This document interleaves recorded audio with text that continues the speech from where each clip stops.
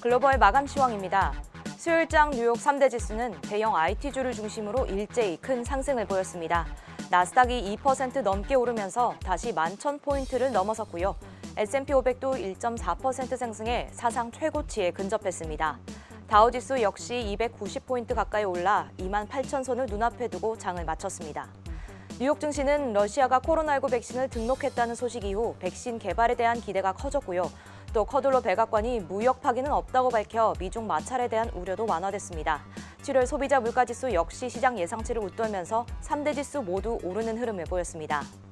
업종별로는 전 업종이 상승한 가운데 미국 정부가 대규모 국채 입찰에 나서면서 금융주가 홀로 부진했습니다. 수요일장은 관광업종도 대체적으로 하락세를 보였는데요. 분야별로 살펴보면 카니발이 4% 가까이 하락했고요. 로열 캐리비안 크루즈도 2%대 하락, 라스베이거스 샌즈 역시 3%대 내리면서 카지노 종목도 대체적으로 부진했습니다. 연일 상승세를 이어오던 항공업종 역시 조금 쉬어가는 하루였습니다. 델타항공, 아메리칸항공, 유나이티드까지 일제히 1% 넘게 내렸습니다. 이어서 오늘장 상승을 이끌었던 빵주 살펴보겠습니다. 빵주 지난 며칠간 밸류에이션 부담에 하락세를 보였었는데 일제히 상승 전환했습니다. 애플이 가장 큰 폭으로 올라 3%대 올랐고요. 아마존도 2% 넘게 올랐습니다.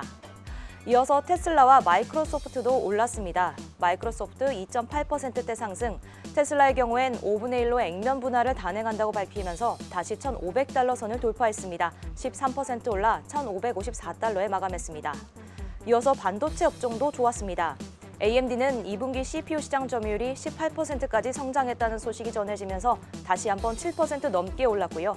퀄컴 역시 미중 간 갈등 속에서 5G 반도체 생산이 기대되면서 6%대 상승해 필라델피아 반도체 지수를 견인했습니다. 필라델피아 반도체 지수 안정적으로 오르는 장이었습니다. 3% 넘게 올랐습니다.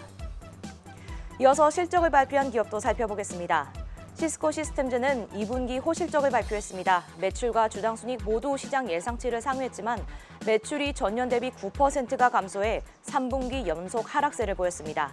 세계적으로 클라우드 사업까지 확장하면서 핵심 사업 부분인 고성능 하드웨어 부분이 부진할 것으로 예상돼 시간외 거래에서 7% 가까이 낙폭을 키우고 있습니다. 이어서 공유 자동차 서비스 리프트는 2분기 혼조된 실적을 발표했습니다. 매출은 시장 예상치를 상회했지만 전년 대비 61%가 하락했고요.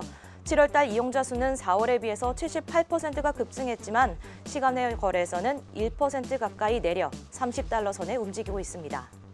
이어서 상품 시장까지 살펴보겠습니다. 국제 유가는 미국의 원유 재고량이 감소하고 또 코로나 바이러스 백신과 치료제 소식에 경기 회복이 기대되면서 2%대 상승했습니다. 서부 텍사스 원유 $42 선 회복했고요. 브렌트유도 $45 선까지 올랐습니다. 금 가격은 전일장 4% 하락한 것에 대한 저가 매수세 그리고 달러 약세에 이어지는 미중 간 긴장감까지 더해 강보합의 거래를 마쳤습니다. 달러 인덱스는 하락했습니다. 0.21% 내려 93.43포인트에 움직이고 있습니다. 지금까지 글로벌 마감 시황 전해드렸습니다.